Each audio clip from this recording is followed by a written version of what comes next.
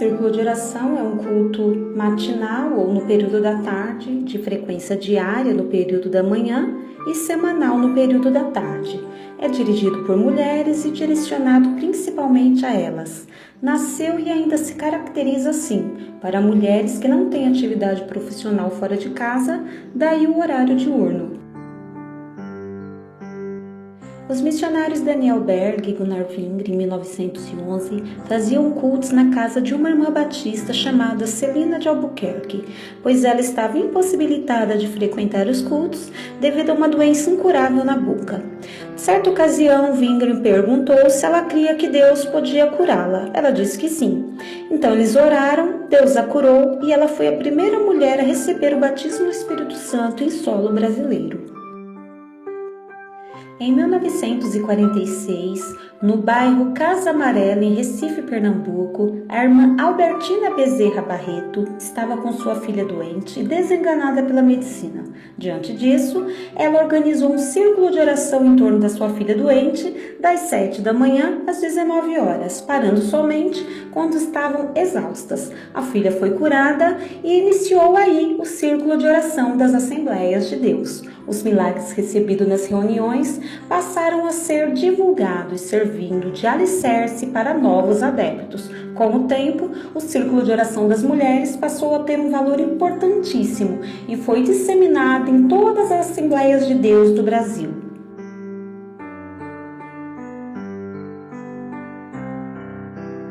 As irmãs do círculo de oração são tidas como as colunas, como sustentação espiritual e moral da igreja. Dão suporte espiritual, fazem visitas a enfermos, aconselham e muito mais. É possível, porém, notar diferenças nas reuniões de círculo de oração, ocorridas em templos grandes e em templos pequenos, cada um com sua particularidade. As dirigentes normalmente são mulheres com mais idade que mantêm preservados os usos e costumes, batizadas com o Espírito Santo, assíduas nos trabalhos da igreja, entre outras características em comum. O departamento do Círculo de Oração, como qualquer outro departamento, pode abrigar em sua liderança pessoas com certa dose de egocentrismo, resultado do assédio de pessoas imaturas espiritualmente que atribuem a elas poderes especiais. Normalmente, pessoas que, em outro lugar da sociedade, dificilmente teriam oportunidade de ocupar uma posição de liderança, se realizam na igreja, sendo motivadas por vanglória ao invés do interesse legítimo. É comum um despreparo na questão da interpretação bíblica, algo preocupante, uma vez que são formadoras de opinião, mas que, desconhecendo Jesus como chave hermenêutica da Bíblia, tiram suas próprias conclusões e as comunicam como se fossem doutrinas, causando com isso confusões em mentes mais vulneráveis. Os pastores das congregações pequenas trabalham secularmente, impossibilitando o acompanhamento destas reuniões. A presença dos mesmos inibiria heresias, isto é, se eles não forem simpatizantes das mesmas. Grande parte do público que procura estas reuniões estão debilitados emocional, físico, financeiro ou espiritualmente. Daí a importância de uma maior atenção na escolha da dirigente, a fim de não piorar a situação destes. O círculo de oração é extremamente político e, em determinadas situações, elas elegem ou excluem pastores com poucos gestos ou palavras. Em muitas ocasiões, quando um pastor está com a palavra, pode-se ouvir uma negativa ou uma exaltação feminina. Em caso negativo, misericórdia, Senhor, ou de exaltação, aleluia, glória a Deus. Toda a assembleia presente ali já sabe a opinião delas sobre o discurso do pastor.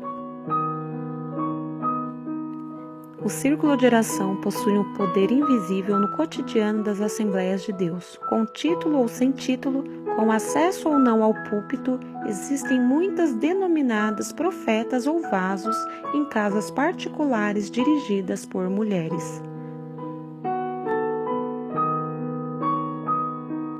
Os grupos de oração autônomos são liderados por mulheres não ligadas ao poder oficial. É muito comum no universo pentecostal assembleiano a reunião de oração em casas particulares, onde os vasos, como são chamadas as irmãs de oração, entregam profecias específicas sobre casamentos, empregos e respostas positivas ou negativas sobre doenças. Exercício não muito aceito institucionalmente nos templos e justamente por isso acontece oficiosamente nas casas.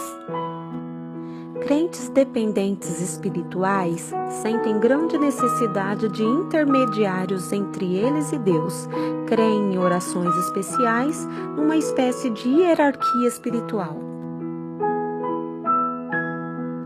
O título de profeta é dado a uma irmã que, segundo a crença popular da membresia de uma determinada igreja, tem o dom de profecia. Invariavelmente, sua fama, dependendo dos acertos, se espalha na região e, com o tempo, ela será reconhecida como um vaso muito usado que tem visão, revelação.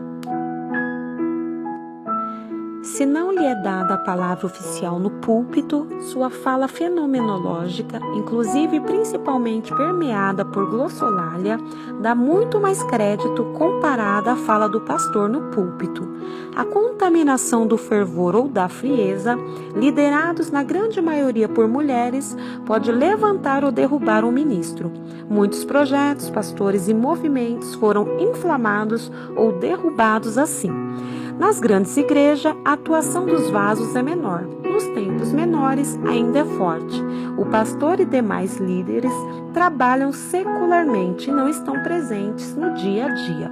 A dirigente do círculo de oração é quem, na maioria das vezes, visita os enfermos, cuida dos necessitados e conhece os problemas da congregação. É mais presente na vida da igreja que qualquer pastor.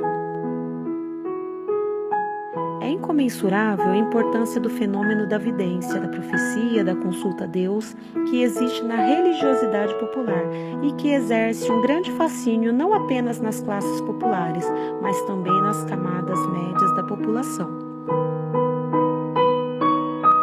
Mesmo com todos os percalços, o círculo de oração beneficia diretamente a manutenção e o crescimento da igreja. O que pode ser melhorado é uma maior criticidade na escolha da dirigente, tendo em vista o poder de influência positiva e negativa das mesmas.